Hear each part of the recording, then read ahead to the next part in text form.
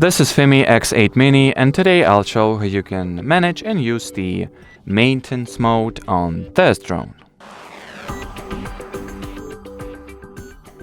So first, open the camera view of the FIMI Navi Mini app, then press the cog icon to launch settings, then go into the last category on the left, and here's the maintenance mode, so enter it.